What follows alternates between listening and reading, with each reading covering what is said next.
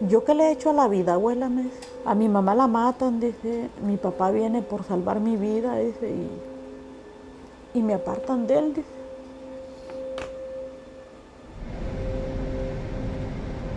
This is Orlando in Florida. It's home to Disney World, and normally it's full of happy families on holiday. But I'm here to find a family that was torn apart by Trump's recent crackdown on immigration, and I'm hoping to see them reunited again.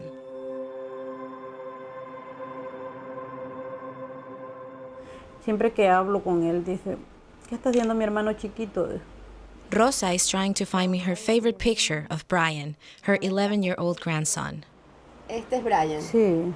In May, immigration officials separated Brayan from his family as they tried to claim asylum in the U.S. He was sent to a shelter for immigrant children in Baltimore.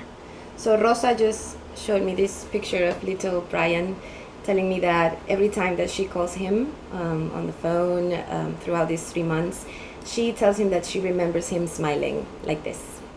Hace unos días fue que me dijo que había otro niño más grande que me le pegaba, y entonces el trabajador social me llamó para decirme que Brayan estaba inquieto.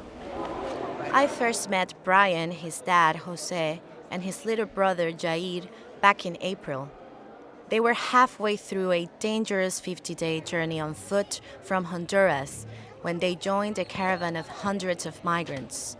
Now, they are in 3 different places. Jair is with Rosa and her family in Orlando.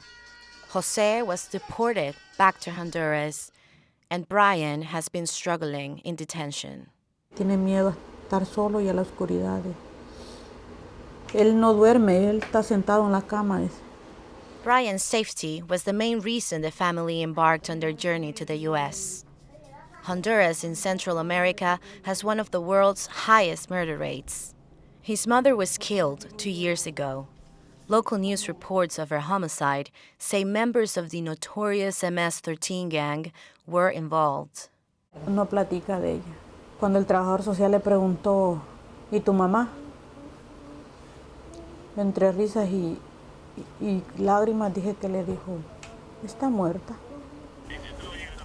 As we are talking, Rosa gets a phone call. Ay, qué bueno, ahora sí, se me hizo el milagro. It's Brayan's social worker saying he's going to be released. Please do not leave luggage unattended at any time. To get Brayan back, Rosa had to find the money for his flights herself. His social worker also told her to get a bigger apartment. It's a lot of money for an unskilled worker like Rosa, but she has been doing extra hours at her construction job and has borrowed money from her boss.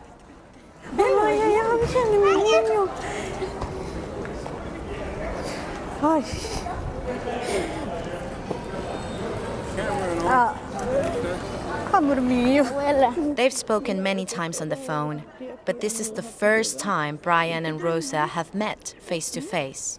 Brayan is one of the lucky ones.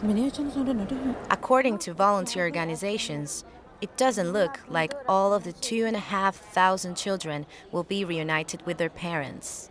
When they started this zero tolerance, there was not a system to keep a record of where the kids were going and which kids came with parents and which kids came alone. So now we're facing this crisis where we have parents that have been deported without their kids, and then we have parents that are still here, but we don't know where their kids are. So we're hoping that we will have all these families reunited, but the reality is that we don't know if it's going to happen. Yes. Brayan traveled alone, so before they head off, Rosa must prove she is his legal guardian.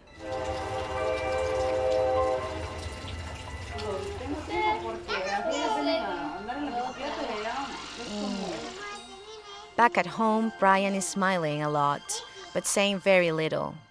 So the little brothers are back together again. They're happy, enjoying video games just like any kid. But someone's missing from this whole scene, and that's Jose, their father. And neither Brayan or Jair know when they will see him again. Cuidar de él como mi hijo lo hubiera hecho. Yo quisiera tener a mi hijo porque ellos están acá, su familia. Y eso es lo que más me duele, saber que su familia, él se desintegró. Ellos acá, él allá. ¿Qué cosa? This torturous process is not over for Brayan. He's seeking asylum, and it could be years before the US government decides if he can stay for good.